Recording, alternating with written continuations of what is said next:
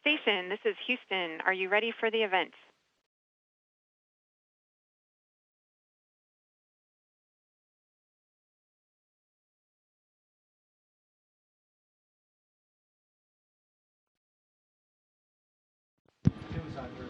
Houston, we're ready for the event. KHOU-TV, this is Mission Control Houston. Please call station for a voice check. Station, this is KHOU-TV. How do you hear us? Hey, this is Space Station. We hear you loud and clear. Fantastic, gentlemen. Thank you for taking the time.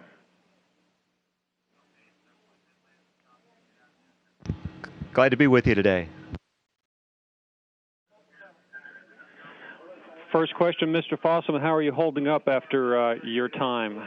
I imagine your lengthiest time up there. Oh, no, this is, the time has gone by in a flash. It's been, the calendar says it's been 5.5 months. To me, it seems more like 5.5 weeks. If you ask my wife, it's probably more like 5.5 years. Understood. You are that busy. 5.5 months goes by in a flash.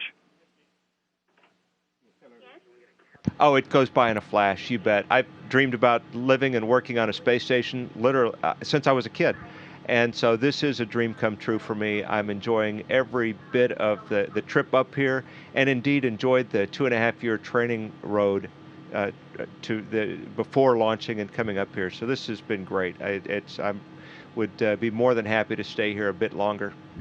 And Mr. Burbank, we're not going to leave you out, but I got to ask a couple Aggie questions first. How are you possibly going to move from this quiet location, relatively where you are now, to an Aggie football game in just 2 days after you land? How are you going to handle that? I am afraid I'm going to have to watch this particular game on TV. I've enjoyed watching the games and game highlights up here through the season.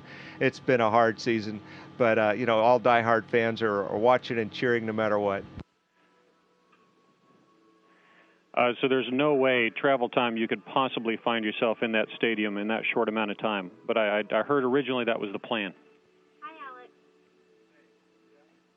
When we were coming home about a week earlier, that we were definitely holding on to that thought and would love to do it.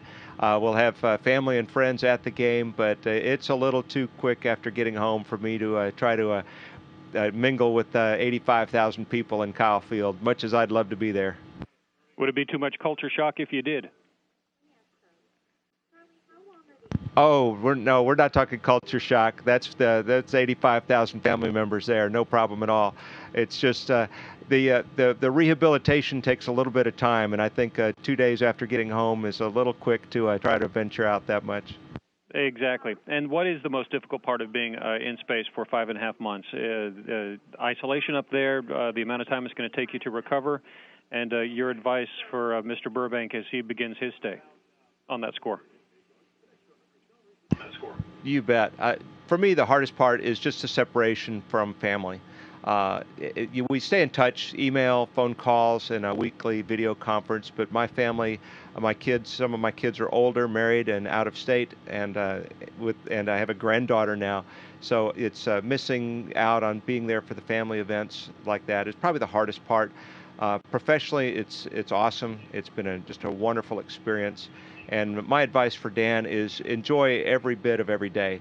Anytime you think that you're getting a little bit frustrated, get a grip, because you're in the most amazing place imaginable, working in the world's premier laboratory, in orbit, 240 miles above the Earth. This is an amazing place, and what a great experience it is, every bit of it. And Mr. Burbank, if I can start with you, where are you guys physically right now in ISS, and where in orbit are you? Okay, right now on the ISS, we're in the U.S. laboratory, Destiny. So we're probably about 3/4 of the way from the very furthest aft part of the space station to the very furthest forward part. And this is where most of the American science is done, in this laboratory right here. As far as where we are over planet Earth, frankly, we've been so busy lately, I couldn't tell you. The window that we would ordinarily be able to look down and look through right now has a science experiment in it, and it's closed up. And we've got computers that'll often tell us that. If we were right now in Node 3, where the cupola is, it would be almost effortless because we'd have a 360-degree view of the world scrolling by beneath us. But I couldn't tell you right now. I'm embarrassed to say. And I have to say that we're so busy with just a few days of overlap up here, handover time. They didn't schedule in window time. We get that later at night once the regular work schedule is complete, as we did last night. Enjoyed Dan's first look out of that panoramic view from the cupola, which is just absolutely stunning. And we look forward to more of that this evening after the work's complete. And a question for both of you. I've got to ask you to compare your various rides up there. Compare shuttle to Soyuz, given that it's your only way to and from now. Your thoughts on that? Well, my first two flights were on a shuttle, of course. As far as just the experience of the ride uphill, I'd say the acceleration, the sensations are very similar. The shuttle's a little bit more spacious inside, so it's a different experience as far as the crew is, and it goes. We've got, if you're on the flight deck on the shuttle, and if you're, for example, sitting in the mission specialist number 2 seat, you've got windows all along in front of you and windows directly above. When the Soyuz launches, you're in a much smaller capsule. The windows that you've got initially, at least the beginning of the ascent, are actually obstructed by a fairing that covers the entire spacecraft, the Soyuz capsule, if you will, that's on top. So until that actually separates, there's no view outside. But when it does, it's spectacular. We went from basically leaving the pad and blowing snow and cryogenically induced, from the propellant on the rocket, cryogenically induced fog that was very dense, and it being night, at least when we boarded the vehicle, to after a couple of minutes after launch, suddenly just blazing sun shining through the windows, looking at the Earth starting to descend beneath you. It was very impressive, very neat. And for both of you, I believe, Mr. Fossum, I'll have to say, this will be your first. Go ahead. I'm sorry. Go ahead. So I flew also 2 times on the space shuttle, and for me, I felt on the shuttle, the launch, you really feel the massive vehicle underneath you. There's a whole lot of weight, and you feel that this just massive energy underneath you. It's really a flying truck. With huge power. The Soyuz felt to me like it was a little more nimble, more of a sports car kind of feel, and it certainly feels like it. Everybody's in quite literally a bucket seat, and it's tight. It's like 3 big guys in the back seat of a Volkswagen. It's kind of what it seems like there. You're in there very tight because it's a very efficient way to move people to and from the space station.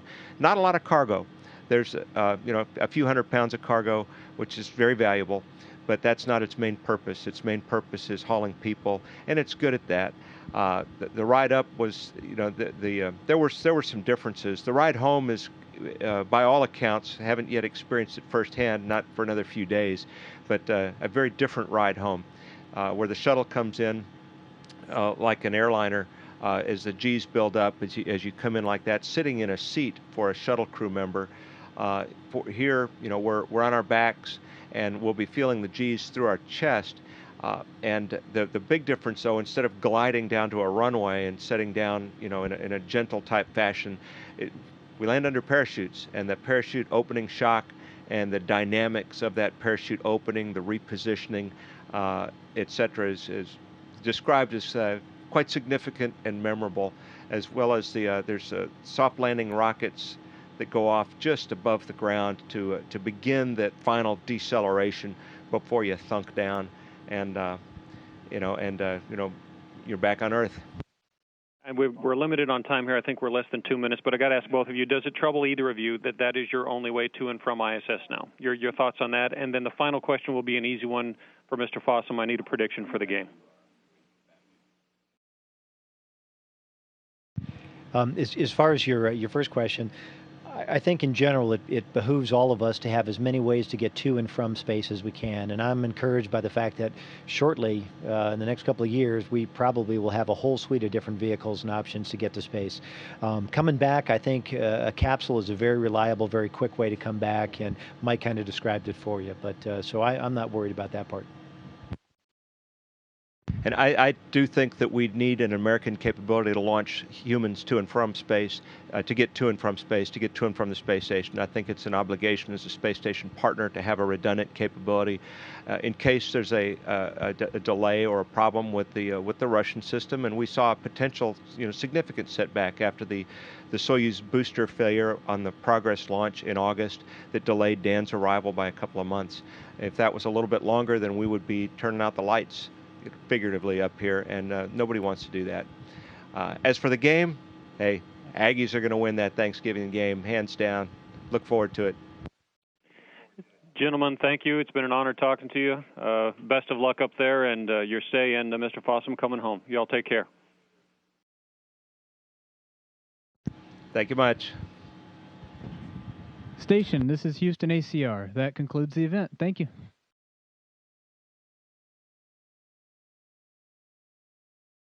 We reconfigure video and audio communications. Roger that. Standing by.